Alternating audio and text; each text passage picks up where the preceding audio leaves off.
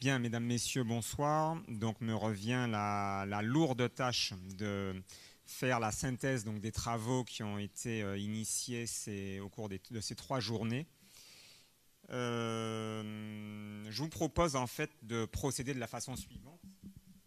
Dans un premier temps, on va revenir sur la notion de résilience. Qu'est-ce que la résilience? Parce qu'on a beaucoup parlé, mais on n'a peut-être pas suffisamment parlé de la résilience dans son contexte caribéen, c'est-à-dire pourquoi faire de la résilience, pourquoi initier la résilience dans ce contexte caribéen.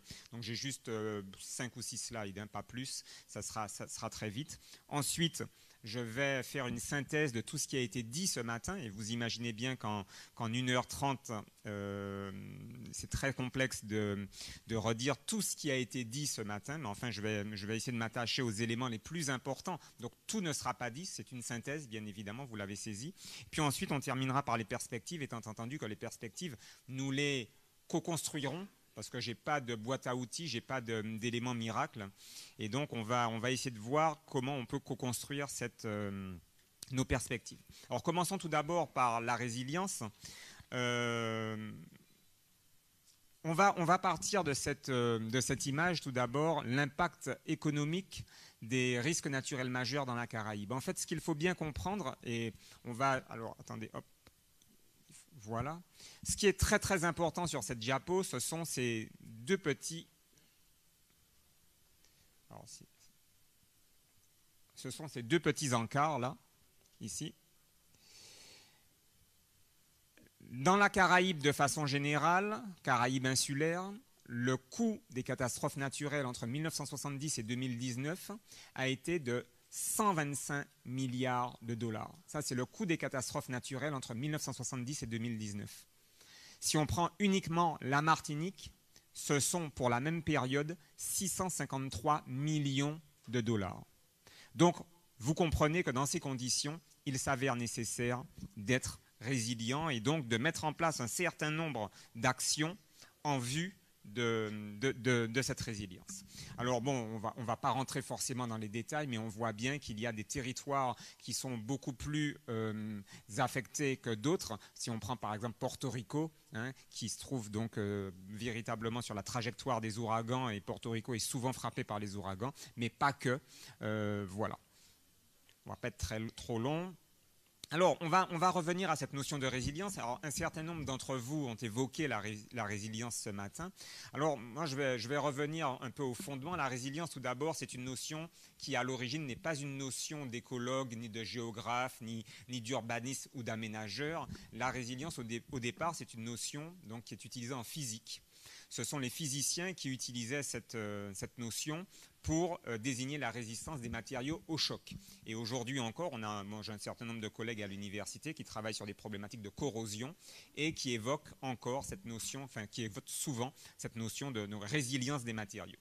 En écologie, en géographie de façon générale, aujourd'hui, cette notion elle prend un sens très différent puisque dans son acception, on va dire traditionnelle, elle va mesurer le temps de retour à l'équilibre d'un système après une perturbation.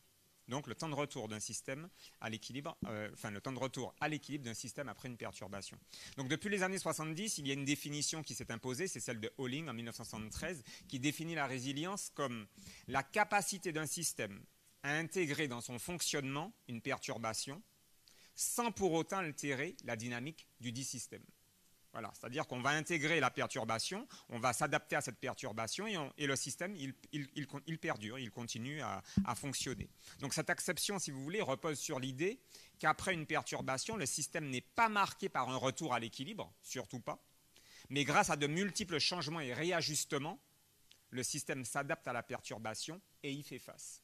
Et c'est ça, c'est cette notion de faire face, c'est adaptation et faire face, ce sont les deux groupes de mots, si vous voulez, ou les deux mots-clés, si j'ose dire, qu'il faut véritablement intégrer.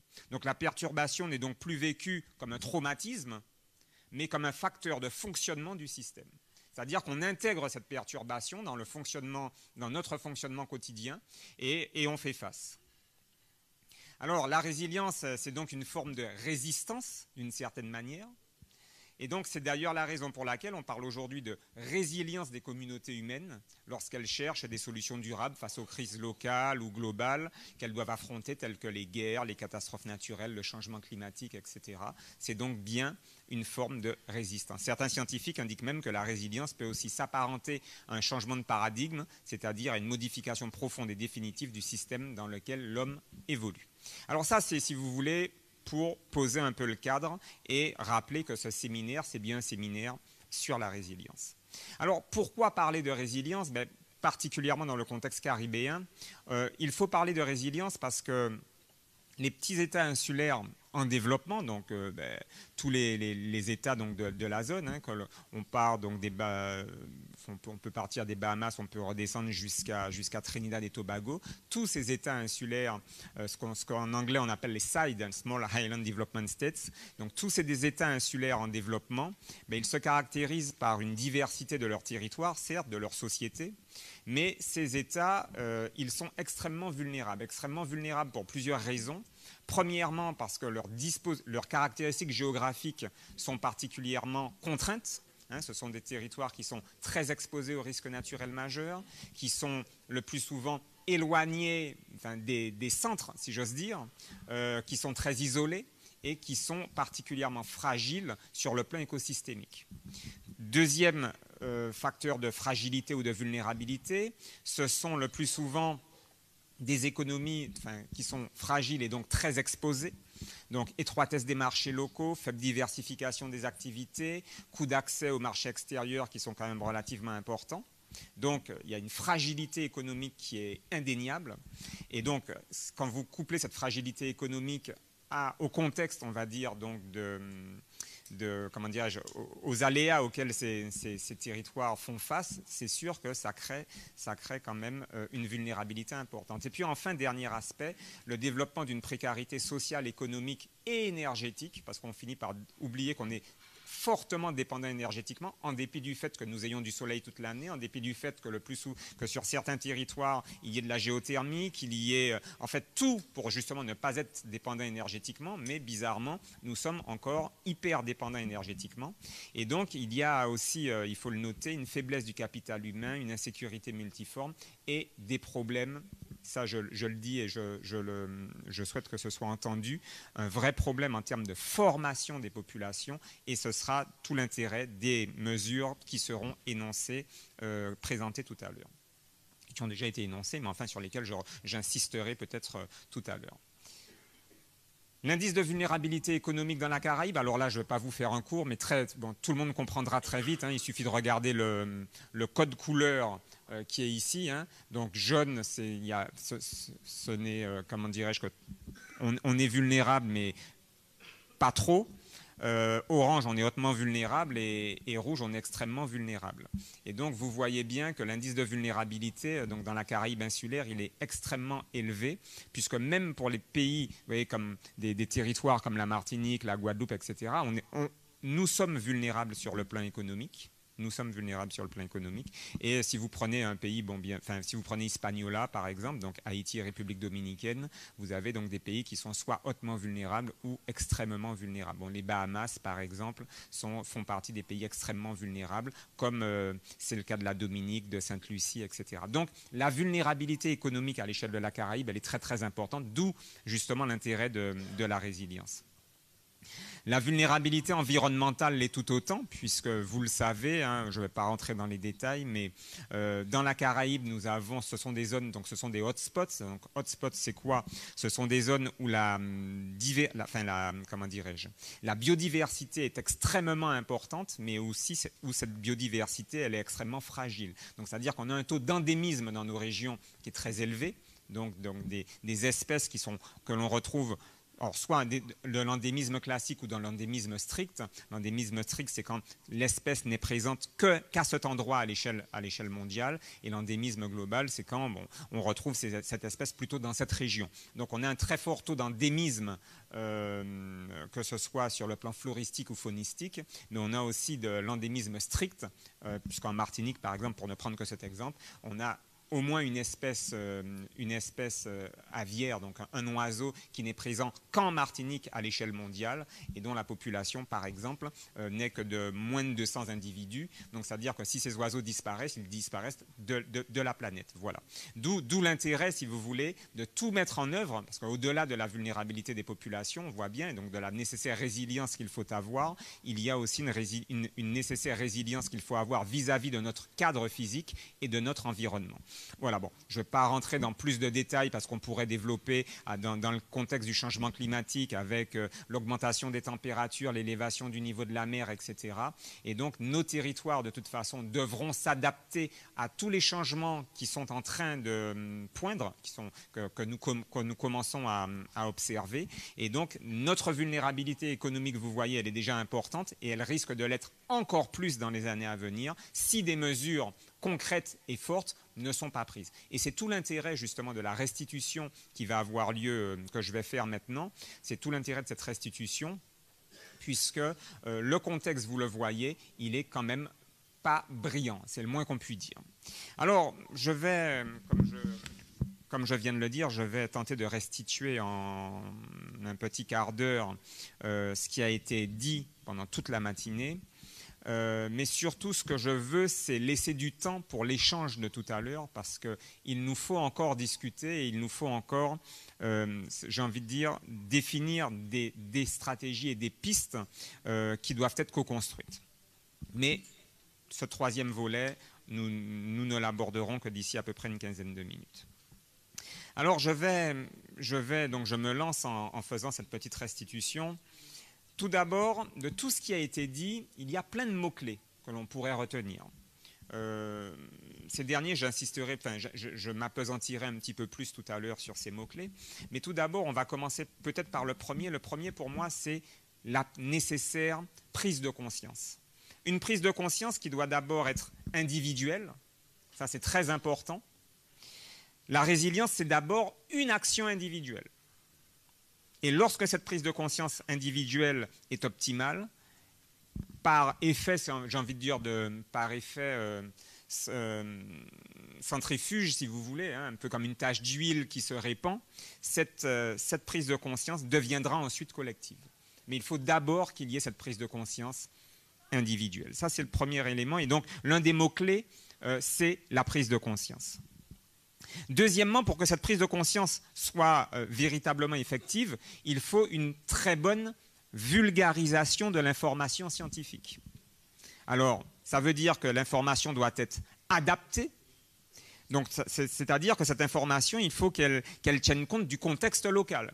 Donc, c'est-à-dire que les informations ne doivent plus être parachutées, si j'ose dire, elles ne doivent plus être hors sol, c'est-à-dire qu'on a pendant longtemps eu des informations qui nous étaient proposées, elles étaient calibrées sur un modèle, on va dire, hexagonal, mais elles ne correspondaient pas à notre réalité micro-insulaire, caribéenne de surcroît.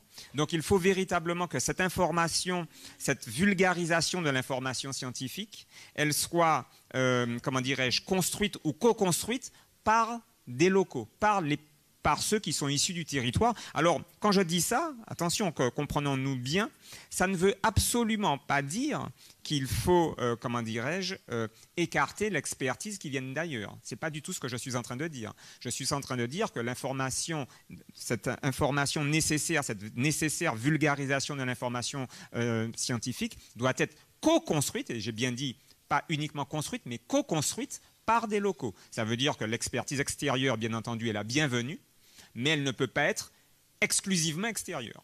Voilà. Donc ça, à mon sens, c'est très important et c'est quelque chose qui ressort de ce que vous avez dit.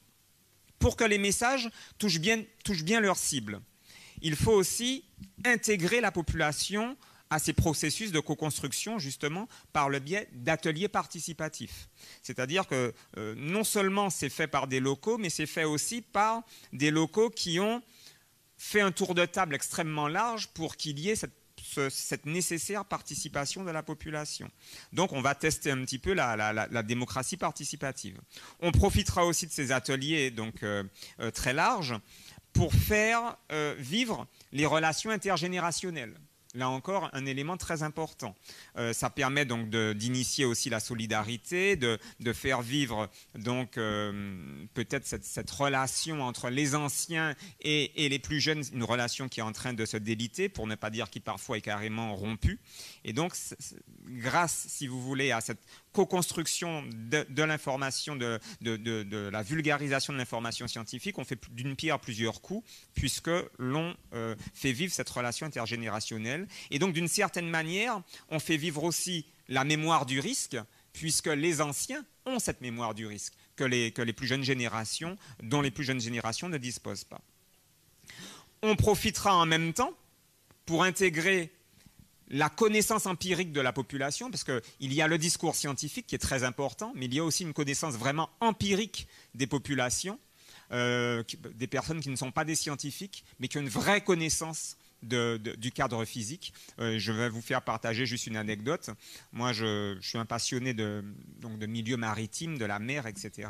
Et il m'est arrivé d'aller en mer avec des marins pêcheurs qui n'ont jamais mis les pieds à l'école. Mais quand je dis jamais, c'est bon, ou alors vraiment de façon occasionnelle. Et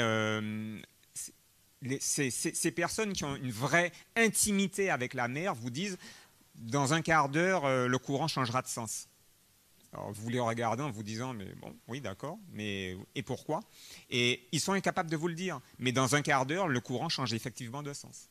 Voilà. Et ça, ce sont toutes ces personnes qui ont une vraie connaissance, qui ont une relation intime avec la nature, parce que ça fait 50 ans, ça fait 60 ans qu'ils la pratiquent. Ils sont parfois eux-mêmes incapables de vous dire pourquoi ils le savent, mais c'est comme ça. Et ça ne s'explique peut-être même pas, et peut-être qu'il ne faut pas chercher à comprendre, il faut juste vivre la chose avec eux. Et donc, ce sont ces éléments ce sont ces personnes, qu'il faut arriver à capter et bénéficier de leurs connaissances. Parce que je crois beaucoup aux connaissances scientifiques, mais je crois beaucoup aussi au fait de partager avec des populations, avec des personnes qui ont une connaissance intrinsèque du milieu, et on a beaucoup à apprendre de ces personnes. Donc, je disais, pour en revenir à mon propos, donc il faut intégrer donc les connaissances empiriques de la population, mais ça permettra aussi de relire l'histoire des quartiers, parce que très souvent, on a besoin de réapprendre ce qu'étaient les quartiers, parce qu'on s'en est un petit peu éloigné, on s'en est un peu coupé. Et donc, ces personnes âgées, ces personnes connaissent vraiment l'histoire des quartiers. Et ça permettra donc d'adapter les discours à la réalité sociale aussi des populations de ces quartiers. Parce que très souvent, on produit de l'information que l'on veut donner à des populations particulières. Mais le problème, c'est qu'on est en décalage total avec ces populations, parce que la population n'arrive pas à capter le discours, parce que c'est un discours qui est soit trop scientifique, soit trop éloigné de leur réalité sociale, soit trop éloignés même de leur réalité simplement quotidienne. Et donc, ces relations intergénérationnelles, ces relations, j'ai envie de dire, au plus proche des personnes qui vivent la vulnérabilité, ça permettra justement donc de renouer un petit peu des liens qui sont nécessaires pour justement accéder à cet état de résilience dont nous parlons depuis 3 jours. Alors, on vient juste de parler, par exemple, de vulgarisation de l'information, mais ça veut dire qu'il faut aussi mieux communiquer. Parce qu'on produit de l'information, mais il faut mieux communiquer. Mieux communiquer, par exemple, cela veut peut-être dire qu'il faut faire des tours de table aussi beaucoup plus larges. Je vais prendre un exemple tout à l'heure, et notre collègue du BRGM, je ne sais pas s'il est là, mais qu'il ne se sente nullement visé, parce que ce n'est pas du tout un reproche, mais l'ADEAL et le BRGM, par exemple, ont beaucoup travaillé sur l'érosion côtière. Et c'est très bien. Ce qu'ils font, c'est vraiment excellent. Je vous invite d'ailleurs à aller sur le site qu'ils ont produit, parce qu'il y a des cartes, il y a des documents, c'est vraiment très riche. Mais par exemple, sur l'érosion côtière, ce sont l'ADEAL et le BRGM qui ont travaillé. Quid de l'université? Et pourtant, à l'université, on travaille sur l'érosion côtière. Mais sur un petit territoire comme le nôtre, 70 km de long, 30 km de large, comment peut-on imaginer que l'on traite de l'érosion côtière sans que tous les acteurs qui ont travaillé sur cette question n'aient été associés? Vous voyez, ça c'est vraiment l'exemple type de notre mode de fonctionnement. Et une fois de plus, non, mais c'est pas du tout pour jeter la pierre au BRGM ou à l'ADEAL. Ils font vraiment un travail, je le répète, qui est vraiment très bien, qui est remarquable. Mais sur un territoire comme le nôtre, on ne peut plus se permettre ce type de petites erreurs. Il faut faire des tours de table vraiment très larges et que tous les acteurs soient associés à la réflexion. Donc ça, ce n'était qu'un exemple, mais qui a du sens. Donc ça veut dire que, à travers ce que je viens de dire, ça veut dire qu'il faut reconnaître aussi l'ingénierie locale, car elle existe, tout en acceptant l'expertise extérieure. Ça, c'est très important. Et je me répète, reconnaître l'ingénierie locale tout en acceptant l'expertise extérieure. Donc, mieux communiquer, on l'a dit, ça nous amène aussi à plus de cohérence. Plus de cohérence de façon globale, mais plus de cohérence territoriale, avec de belles perspectives, comme ça nous a été dit, la création donc d'un GIP. GIP, c'est Steve Michel Saint-Fort qui disait que ce sera voté vraisemblablement, je crois, demain, c'est ça? Demain. Donc, entre la CTM et l'État. Et donc, nous espérons bien évidemment qu'il y aura des experts locaux qui seront associés à ce type de travaux. Mutualiser les expertises aussi, ça c'est très important. Mutualiser les expertises, ça permet la reproductibilité des solutions. Et donc ça nous amène à quoi? Ça nous amène à la coopération régionale et internationale. Alors ça c'est fondamental. On parlait tout à l'heure de tour de table à l'échelle d'un petit territoire, mais il faut aussi parler de tours de table maintenant qui soient véritablement régionaux. Ne plus penser à l'échelle de notre seule Martinique. Les problèmes que nous vivons et les problèmes que nous vivrons, ils ne sont pas martinico-martiniquais. Ils sont caribéens de toute façon. Donc nous ne pouvons plus nous permettre, et donc le projet Carpi, magnifique projet, mais là encore, il y a un certain nombre d'expériences, d'expertises qui ont déjà été menées par le passé, et il faut vraiment que tous ceux qui ont participé à ces expériences, à ces expertises, à travers leurs officines distinctes ou respectives, qu'ils soient associés d'ici quelques mois à ce projet, parce que nous sommes nombreux à avoir plein de choses à dire sur justement la gestion des risques dans la Caraïbe. Alors, je parlais donc de coopération régionale internationale, ce qui nous amène à travailler en réseau. Ça, c'est très important, le travail en réseau. Ce réseau, il peut être dans un premier temps ultramarin, avec les collègues et amis de la Guadeloupe, de la Guyane, de la Nouvelle-Calédonie, de partout, de Mayotte, etc., de la Réunion, de partout. De la Polynésie, mais aussi, j'ai oublié Saint-Pierre-et-Miquelon, pas me faire d'ennemis, voilà, des collègues et amis de partout, mais aussi, on l'a dit, à l'échelle caribéenne. Donc, réseau ultramarin, réseau caribéen, parce que nos voisins les plus immédiats que sont la Dominique, la Dominique, Sainte-Lucie, etc., mais demain, s'il y a une catastrophe naturelle, on parlait tout à l'heure de voisins qu'il faut former, les voisins, ceux qui sont proches de chez nous, ceux qui sont des fois à 30 mètres de chez nous ou juste après la clôture de la maison. Mais ce sont aussi nos voisins des îles voisines, justement, qu'il ne faut surtout pas ignorer, qu'il ne faut surtout pas regarder avec une sorte de condescendance, parce que bien souvent, comme ça a été dit par le colonel Tiburn lors de notre première journée, bien souvent leurs systèmes sont parfois bien plus opérationnels que les nôtres. Voilà. Donc, intégrer des réseaux, qu'ils soient ultramarins ou qu'ils soient caribéens. Et ce partage d'expertise doit nous permettre de développer des solutions sur mesure. C'est-à-dire qu'on ne peut plus se permettre de faire de l'approximatif, du global, du général, mais véritablement nous sommes à l'ère du sur-mesure. Vous voyez, vous rentrez dans l'industrie du luxe. Hein. Là, c'est vraiment du sur-mesure. Alors, quelles sont les solutions qui ont été proposées? Alors je vais sûrement frustrer beaucoup de personnes parce que je ne vais pas tout citer, mais je vais en citer à peu près 7 qui me semblent être peut-être les plus importantes. Tout d'abord, mettre en place une vraie politique globale de résilience. Alors quand j'ai dit ça, je n'ai rien dit bien évidemment, mais mettre en place une politique globale de résilience, ça soulève un certain nombre de questions pour lesquelles je n'ai pas de réponse. Mais premièrement, pardon, j'ai peur que mes feuilles ne tombent, hop. Premièrement, les lois sont-elles adaptées à notre contexte micro-insulaire caribéen? Ça, c'est la première. Est-ce que la législation qui est la nôtre aujourd'hui est adaptée à notre contexte micro-insulaire caribéen? Première question que je pose. Deuxièmement, est-ce que le modèle institutionnel qui est le nôtre aujourd'hui est adapté au contexte multirisque ou de risques plurimorphes que nous connaissons? J'en sais strictement rien, enfin si j'ai ma petite idée, mais enfin je vais pas la partager avec vous aujourd'hui. Mais est-ce que ce modèle institutionnel, il est véritablement adapté? Peut-être, peut-être pas, mais en tout cas il faut au moins se poser la question. Est-ce que les outils d'urbanisme ne devraient pas être ajustées dans certains cas. Là, c'est une vraie question à l'adresse de nos politiques, de ceux qui font les lois, enfin particulièrement les députés.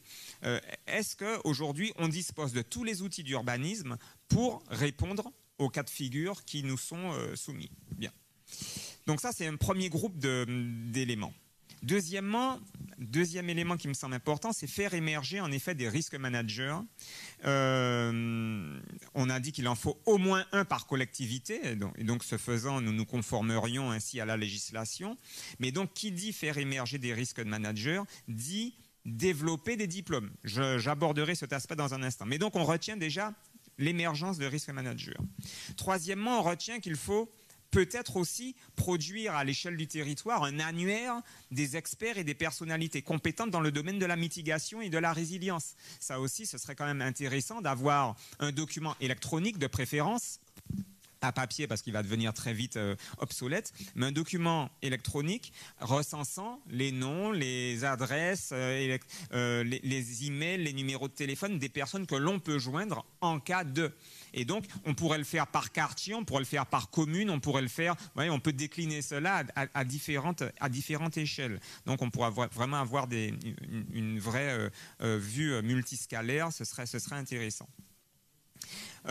Développer les réserves communales. Alors, on a de plus en plus de réserves communales, ça c'est bien, mais la vraie question qui se pose, c'est est-ce que pour qu'on ait des réserves communales encore plus performantes, il ne faudrait pas un statut peut-être plus affirmé du réserviste, de celui qui participe à cette réserve communale. Vous savez, chez les militaires, chez les réservistes, vous avez deux statuts. Vous avez la réserve opérationnelle et la réserve citoyenne. La réserve citoyenne, c'est celle qui permet de faire vivre l'esprit de défense. Puis vous avez la réserve opérationnelle, ce sont ceux qui, sur le terrain, donnent de leur temps à l'institution militaire. Là, on a des personnes qui vont donner de leur temps pour potentiellement sauver des vies, pour potentiellement être présent le jour J. Donc, est-ce qu'il ne faudrait pas qu'il y ait un statut peut-être plus ajusté, un petit peu plus valorisant pour ces personnes? Parce que je suis sûr que s'il y avait un statut avec un peu plus de reconnaissance sociale, on aurait des réserves communales peut-être bien plus étoffées et avec des personnes sûrement un peu plus motivées. Cinquième point, rendre obligatoire les exercices d'évacuation et de simulation. Je sais que ça tient à cœur à notre ami Albéric Marcelin, mais ça c'est fondamental. Les rendre obligatoires au moins une par an, au moins une fois par an. C'est quand même pas la mer à boire de faire au moins un exercice d'évacuation ou une simulation d'évacuation une fois par an. Sixièmement, développer les diplômes universitaires. Alors, on a parlé de DU qui existent et qui ont joué leur rôle, puisqu'on a un certain nombre de personnes ici présentes qui sont soit diplômées, qui sont issues donc, de ces formations et qui aujourd'hui occupent des postes à haute responsabilité. Donc, relancer le ou les DU, mais aussi monter, si j'ose dire, en compétences par une licence et un master. Et donc, ça permettrait, comme je le disais tout à l'heure, de faire émerger des risques managers, mais ça permettrait aussi la montée en compétences de ceux qui ont déjà suivi, par exemple, le DU et qui pourraient accéder à un niveau master, par exemple. Donc, là encore, ce sont des pistes qui sont intéressantes. Et puis, de façon plus globale, c'est repenser l'aménagement de l'espace sur nos territoires. Une dame me faisait remarquer, une participante me faisait remarquer que l'aménagement de l'espace, il faut le penser de façon plurielle, mais aussi, alors en intégrant bien sûr, quand je dis repenser l'aménagement de l'espace, je pense qu'il faut faire là encore des tours de table très larges avec des acteurs publics, des acteurs privés, ça c'est très important, en déplaçant potentiellement les populations lorsque cela s'avère nécessaire, soit vers l'intérieur des terres, soit vers les communes qui ne seraient pas impactées, par exemple, ça peut aussi être une solution, mais quand je parle d'aménagement de l'espace, je pense aussi à tous les sites refuges. C'est-à-dire, est-ce que dans toutes les communes, on a clairement identifié les sites refuges qui pourraient accueillir le plus grand nombre de personnes, et est-ce que ces sites sont connus de la population? Est-ce qu'ils sont balisés? Est-ce qu'on y accède facilement, etc. Et est-ce que ces sites refuges sont capables d'accueillir les populations pendant 24 heures, 48 heures, 72 heures, etc. J'en suis pas forcément convaincu. Donc, il y a peut-être un vrai travail à faire à ce niveau. Voilà. Donc, voilà, si vous voulez, en quelques phrases, les grands axes, si vous voulez, qui se sont dégagés de ce que vous avez dit ce matin. Il y a plein de choses qui ont été dites, mais on pourrait encore, si vous voulez, de façon plus fine, rentrer dans le détail. Mais voilà les grands axes, en tout cas en 1h20 à peu près, c'est ce que j'ai pu identifier. Je suis navré de ne pas pouvoir faire mieux. D'autant que si je m'évanouis, bon, ben, au moins, comme ça, vous saurez que je n'ai pas mangé ce midi. Mais en tout cas, j'ai tâché de faire au mieux en essayant de restituer ce que je pouvais restituer, voilà. Et donc, juste pour annoncer la troisième partie, qui est peut-être la partie la plus importante, et Barbara reprendra le micro. Maintenant, l'idée, c'est de dégager des perspectives. Et ces perspectives, à mon avis, elles doivent répondre à 3 grandes questions. C'est quel sera ou quels seront le ou les chefs de file de ce que nous allons maintenant initier. Parce que là, on est à la croisée des chemins. C'est soit nous nous revoyons dans 1 an, dans 2 ans, dans 3 ans, et nous continuons à faire des constats, ou alors nous décidons aujourd'hui, il y a eu l'appel de ceci ou l'appel de cela, aujourd'hui ce ne sera pas un appel, mais ce sera un acte fondateur, où aujourd'hui nous décidons de poser des actes, et au titre des actes, il y a par exemple qui sera le chef de file de tout ce que nous devons initier très rapidement, quel timing nous nous donnons pour faire cela, et enfin troisièmement, quel sera le prochain rendez-vous opérationnel, je dis bien, parce que je sais qu'il y aura d'autres rendez-vous sur d'autres territoires. J'ai entendu comme ça, j'ai laissé mon oreille traîner. J'ai entendu que potentiellement la Réunion ou d'autres territoires plus lointains pourraient accueillir les journées. Peut-être, on ne sait jamais. La vie est en pleine de surprises. Bon, peut-être que d'autres territoires plus lointains pourraient accueillir des manifestations de la FPCNT. Mais la vraie question, c'est quels sont les prochains rendez-vous opérationnels que nous nous fixons pour développer tout ce qui a été dit aujourd'hui. Voilà, moi je vais m'arrêter là et puis après, la parole, elle vous est donnée pour de toute façon répondre à certaines de ces questions. Merci professeur Safache, vous avez droit à boire un bon verre d'eau.